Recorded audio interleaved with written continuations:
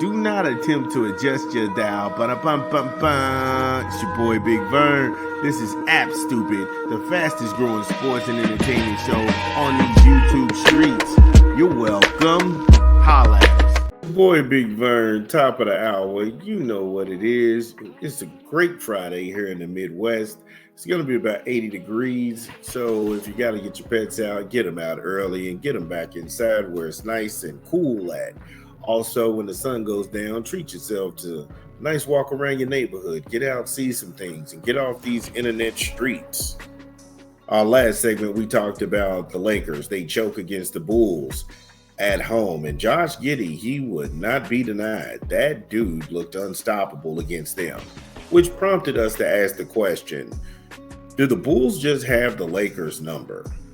Are they living in JJ Redick's head rent-free? Go ahead and check that segment out. And then our first segment, we talked about quarterbacks that are under pressure to win Super Bowl. We gave you our top 5. Like I say, get in the comments. Let us know what you think about the list. Give us your own list.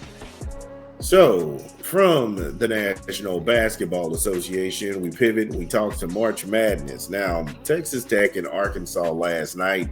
Again, it was a pleasant surprise from the basketball gods because I'm not a Razorback fan and I'm not a Texas Tech Raiders fan. However, that was an instant classic. That was an instant classic. And I'm a homer, full disclosure. I love the Big Ten. I love my conference. I love my team. I'm never going to go ahead and switch up. But sometimes you have to tip your hat. And that was a game where you had to tip your hat because Arkansas, they led that game the entire way.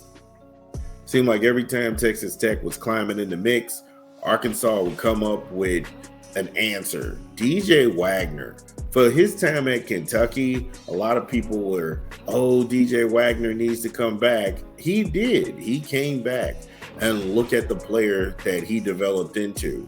I mean, his confidence, it didn't look like he had his confidence, really control of it when he was in Kentucky, but in Arkansas, that dude looked every bit as big time as it can get. I mean, making shot after shot, difficult shot, slashing to the lane, coming off picks and pops and rotating and reading the pick properly and bouncing out to the three-point line, the flare screens. I mean, it was really, I'm not a person that roots for the downfall of an athlete. I think that's Bush League. I love it when I see the maturation process happen for players when they're not only their confidence is high, but also their games are rising to an elite level. And it was good to see that. But Boogie Flynn makes Arkansas a very tough out. And last night he showed every bit of it. Give me a quick 20 from a rap album, and then we'll come back and talk some more college basketball. This is your boy Big Vern. Give me a beat. Bum ba bum. It's your boy Big Vern pumping another rap album. Will Smith, based on a true story, in stores now. Get it where you legally consume music, whether it be Apple Music, Google Play, or Spotify. My personal favorites is You Looking For Me. That's crazy. Bulletproof with Jack Ross. Hard Times featuring Tanya Taylor. Beautiful Scars with Big Sean. Tantrum is probably the song of the year. I'm not gonna hold you. Tantrum is on a whole nother level. That's Will rapping. Oh my God. And work of art is so deep. Will Smith, based on a true story, in stores now. Yeah, shout out to Will Smith.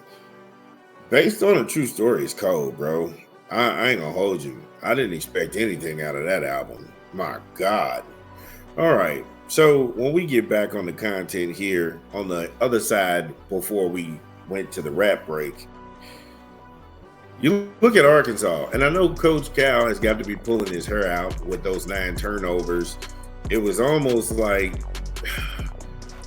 they didn't give the game away, but silly things, just like careless turnovers, people not calling for the ball, misreading the plays and things of that nature. The three-point shot was alive and well in Arkansas because they took 25 of them and made 14 of them, shooting 40%. And from the free throw line, which has been an Achilles heel historically for Calipari's teams, are that they're super athletic and undeniably NBA talented. However, they can't make free throws. This was the complete opposite. They actually was 19 of 22 for 86% from the charity stripe. Okay, cool.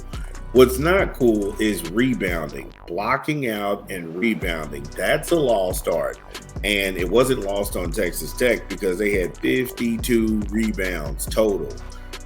That is the most telling stat when you're playing from behind and the three ball isn't falling because they didn't shoot the three particularly well. They took 32 three-pointers. They only made 8. So if that's not falling, how do we stay in the game? How do we keep fighting back? We need offensive possessions, which they had 23 offensive rebounds to Arkansas's 11. That's shameful. And even if they converted half of those into middies, you're talking about 24, 25 points just in middies. Defensive rebounds, 29. I mean, they did a really good job on the boards. The ball didn't die at the top of the key where guys just sit around and watch a dude dribble and he's really just impressed with his dribble stats and his step back. No, they really kicked the ball around. 12 assists and they touched it. 6 blocks. Darian Williams was on fire last night. And JT Toppins, those two guys are pro-bound.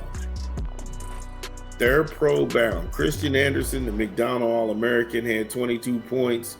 He's showing that he's every bit worth it. And I'll be honest with you, the Big 12 this year, Texas Tech, they really flew under the radar. Texas Tech flew under the radar for a large majority of the country that don't get those games out of market. We know the Houstons, we know the Kansas, we know the Arizona, but Texas Tech is just as good a commodity. BYU, it was a lot of teams from the Big 12 that made the field of 32 and the Sweet 16. However, they're the first team to advance to the Elite 8. So yeah, I'm super psyched about that. I'm super psyched to watch these guys at work because they play really well for one another. They play really well for one another. Again, hats off to Coach Cal because they put on a classic, but DJ Wagner is a monster, bro. He's a monster. That dude he's out of his mind. Like I said, JT Toppins, this game went into overtime.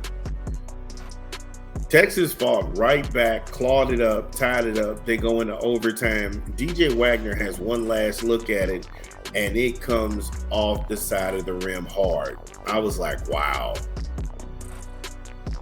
At some point, I know he was going for the fadeaway, but if he would have just stepped into that shot, Arkansas would be going to the Elite 8.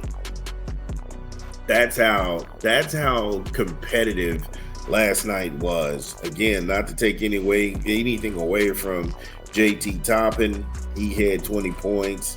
Then you had Darian Williams. He had 20 points. And you had Christian Anderson. He had 22 points. That's 62 points between 3 guys they really lean on. And then coming off the bench, Kevin Orton, he had 12 points and 7 rebounds. They had an embarrassment of riches. And if this is Texas Tech playing slow and tired and really working themselves into a game, imagine what that's going to be like if they're clicking on all cylinders.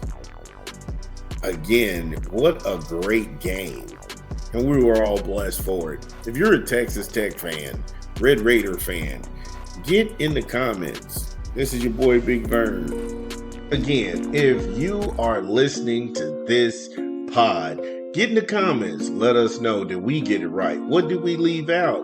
This is Big Vern. We talk back. We'll be back. Top of the hour. This is your boy Big Vern.